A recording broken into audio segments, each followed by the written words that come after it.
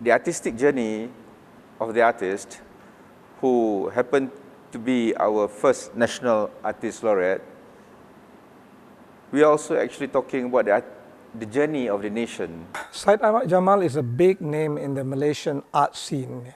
I heard of him during my young days when I was starting to develop an interest in art. His name already cropped up. He was the pioneer in Malaysian art. I really love watching those things, those strokes, those things that he did, and another piece that I kind of for me always enjoy looking is the Twin Tower thing.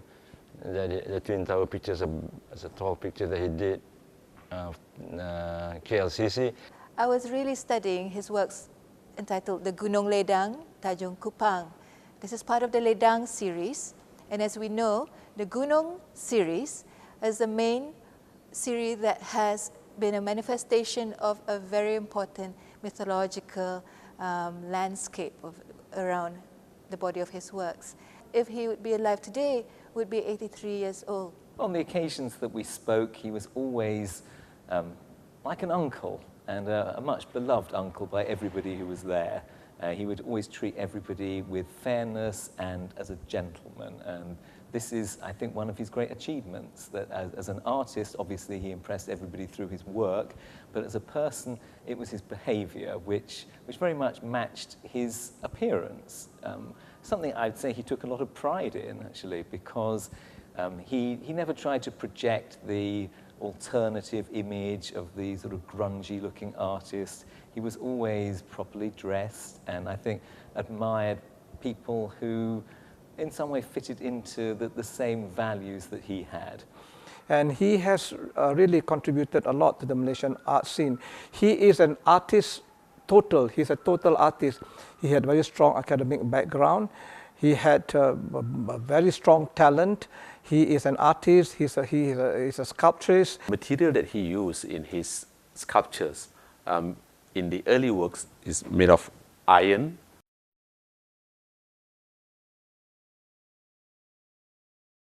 He is a designer. He is an academician and an art expert and so on. So he is a total package. But there's one particular example that always comes to mind whenever the late Datuk's name is mentioned, and that is a dinner that happened at my previous museum. And it was to mark a visit by a very well-known photographer called Peter Sanders. He's UK's #1 Muslim photographer and has done many amazing things. He was the first man who was actually allowed to photograph Mecca as a serious project rather than some furtive assignment with a concealed camera. The Saudi government permitted that in the 70s, and he was a convert to Islam who was a fantastic ambassador for his religion. And an invitation list of 20 people was established, and I think of those, 16 said they were going to come to this dinner in Peter Sanders' honour. It just so happens that that evening there was something approaching a typhoon in KL, and of the 16 invitees, only one actually showed up, and that was a man who must have been around 80 at the time, and he came and gave one of the most entertaining dinners that I've ever had. But there were basically 3 people at this table, my former director, Peter Sanders, myself, and well, fourth would be the late Syed Ahmad Jamal, and he managed to occupy the space of the missing 16 people somehow. Before I had the opportunity to meet him, there's a painting outside his office that really struck me, and until today I still could remember. It's a small painting, a Kaaba, you know.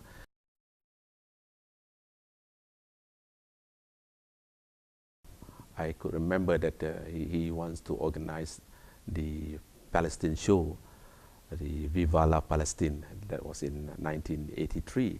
He used form which for paintings that is yet to come, and he used also form that already been used before.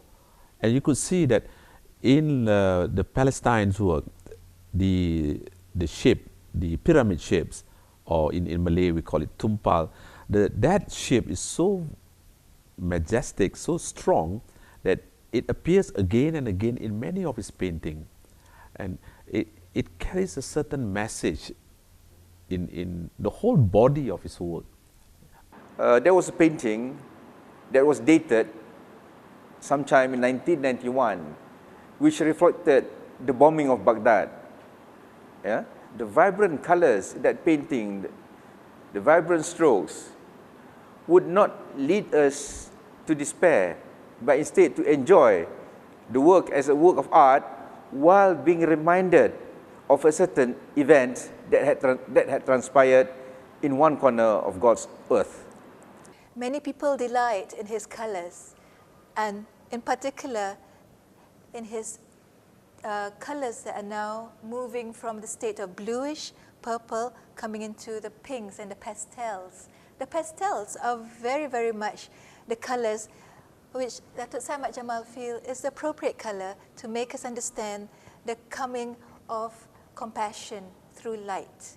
It is a delight to actually discover within the realm of the clouds that there is one very beautiful white light coming down towards the mountain landscape of this painting.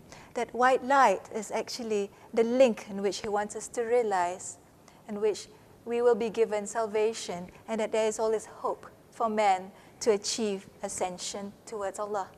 It is very interesting in his mysteries of colors and layers that he has played within this painting, that there are lines so strongly manifested again and again.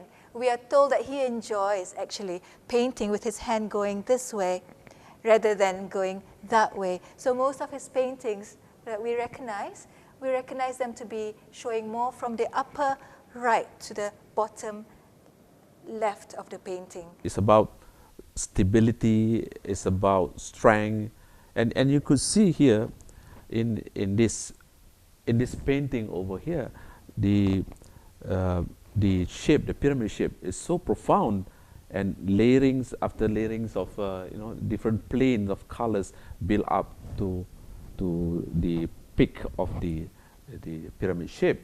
The pink, the orange, and the yellow, the green is a very, very clever transient color, and making us understand that this must be the next level beyond the physical towards the spiritual, and that can only be the level of light coming in.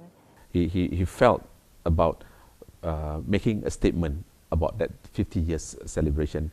What is the most strongest symbols that it could bring? And happens during that time, the issues about Christ came out, and you have this work, the Christ itself is again using the pyramid shape, but is pointing up and pointing up to the sky. If you look at the back, it is a painting. It's one of my favorite painting. It is called Sirih Pinang. And the reason I like this painting, it is very modern, but the name fascinated me because Sirih Pinang is, it's betel leaf, betel nut in Malay language. It symbolizes everything which is cultural in the Malay tradition. We in this gallery is very fortunate to have 28 of his artwork, and which is very invaluable. It's a good source of reference. It is a passage, a journey of his time. The collection dated from the late 50s until 2009. And also his artwork depicts the development, the social, political development of Malaysia. So in that sense, it is also a very strong reference, social and political statement for Malaysia. Pemudi dalam hujan, or Girl in the Rain, and another painting entitled Joget were done by Syed Ahmad Jamal in the 1950s, in particular in 1957.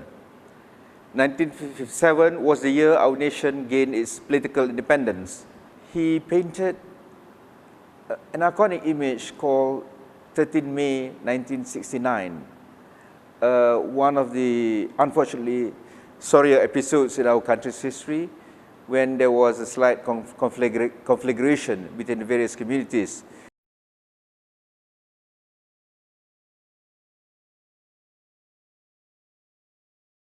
There was a painting entitled Lost, where the artist, through his work, lamented the death of John F. Kennedy in 1963.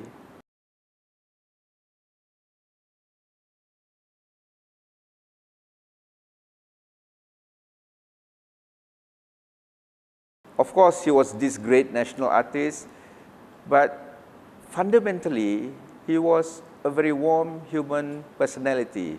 This painting was done when he remembered a certain journey as a student when he took the train through Europe using the student rail card.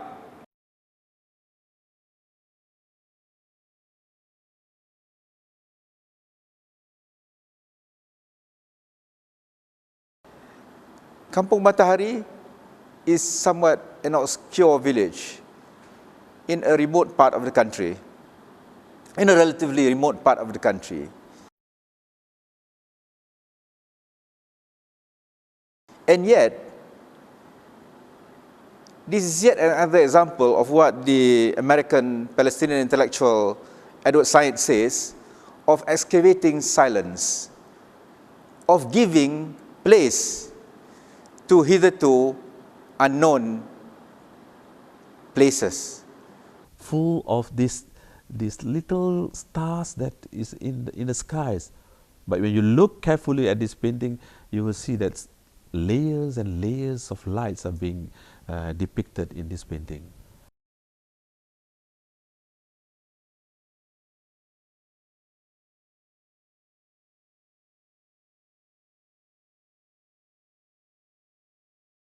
So he used it even until the last painting that he painted, yeah, the energy west. The Energy East, which was, I believe, the second last painting that he ever did, the last being Energy West.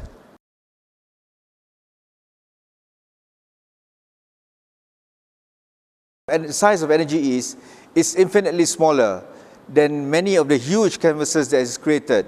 He was going to be painting less. He was not going to be able to be painting as much as he was doing before. It is time for us to be able to enjoy his artworks with a wider community of the human populace.